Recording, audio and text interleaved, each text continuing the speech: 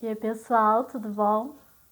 Joana Mendes, voltei aqui para contar a minha trajetória de quando eu era pequena lá no Maranhão. Eu lembro assim, quando eu tinha 2 anos de idade, né? Tem coisas que eu lembro e fico impressionada. Quem mora no Maranhão, claro, já ouviu falar com certeza a Praia do Olho d'Água. Eu lembro quando eu tinha 2 anos, gente, é incrível. Quando somos petititinha, né? Nós olhamos assim aquele mar imenso, né? E não é diferente na praia do Olho d'Água. Eu caminhava ali e aquela imensidão não acabava nunca. E eu queria descobrir o que tinha do outro lado. E ao mesmo tempo, medo de não saber retornar. Muito, muito interessante isso. Mas é só para descontrair. O que eu quero falar é o seguinte, para quem já me conhece, eu sou filha adotiva e eu tenho uma história muito bonita, por sinal, porque tudo que serve como aprendizado na nossa vida é bonito, é belo. E eu fui adotada praticamente por 3 mulheres magníficas, maravilhosas, mas como é que eu vou falar para vocês? No registro civil foi por uma delas, né? Dona Francisca. E a história, eu quero contar a história dessas mulheres, como tudo começou, como tudo se iniciou. E é um privilégio, é uma honra falar dessas mulheres.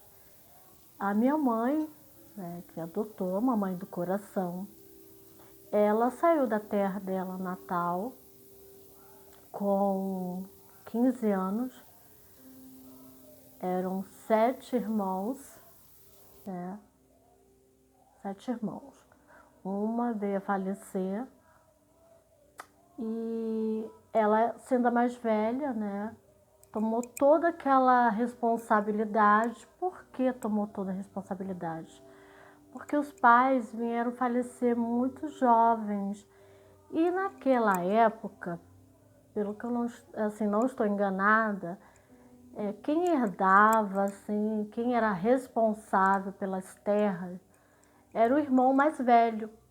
Nesse caso, meu pai, o meu avô, da parte da minha mãe que me criou, a mamãe do coração, meu avô, logicamente, alegaram, né, a família dele, não sei quem foi, que ele não teria filhos, né, não deixou herdeiros, portanto, não ficaria com nada.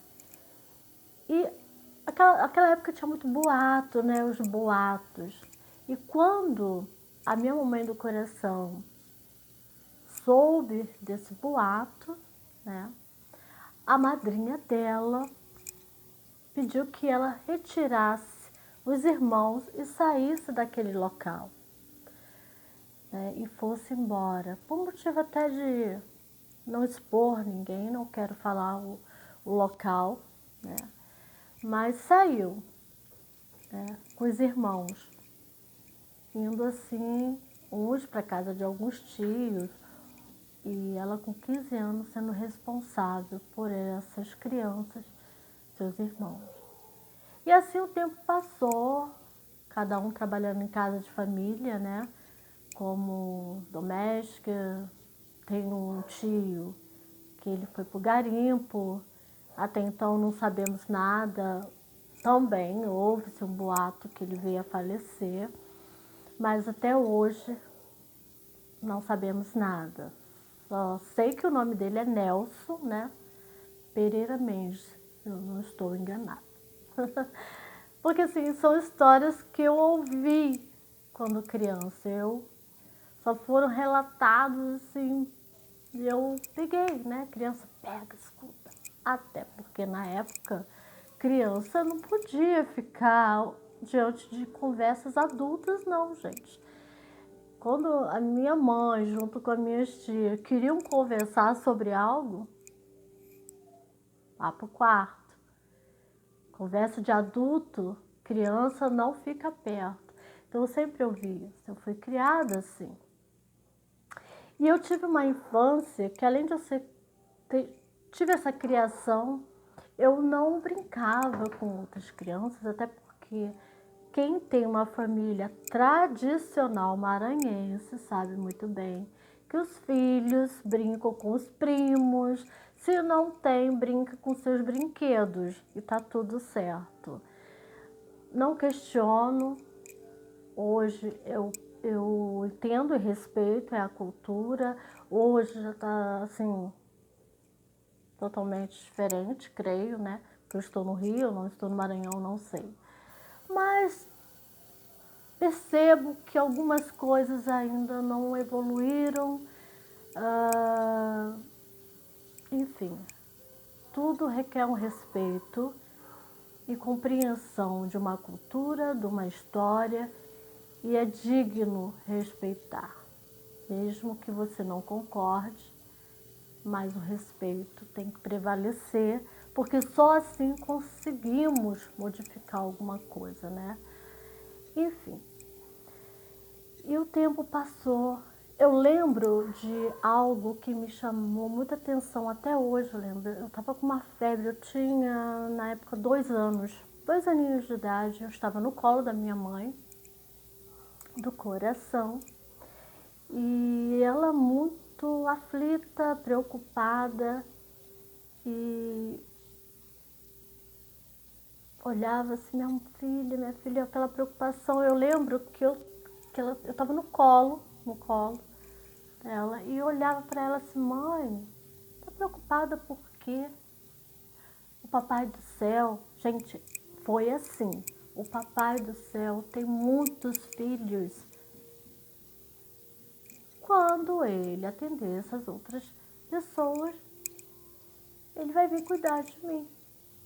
E isso ficou assim, gravado.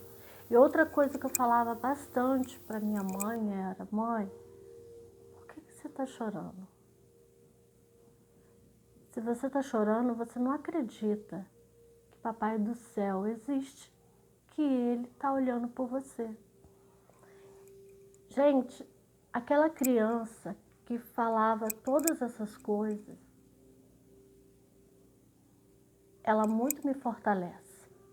Nos meus momentos de tribulações e tal, eu lembro da criança que eu fui e eu ouço essas palavras, ela falando, Joana, por que você está fazendo isso?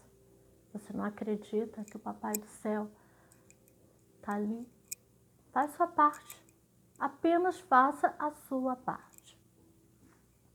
Gente, e viemos para o Rio, eu estava com 5 anos de idade. 5 anos de idade. Se vocês quiserem que eu conte a história dessas mulheres guerreiras que me criaram, coloca aqui embaixo nos comentários. Joana, eu quero saber um pouquinho mais sobre a sua família, a sua mãe que te criou, né? A sua mamãe do coração.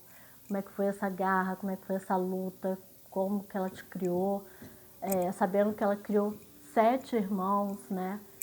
E não foi fácil naquela época. Ela nunca teve filhos biológicos e ainda teve a garra de criar uma criança que ela nem tinha gerado.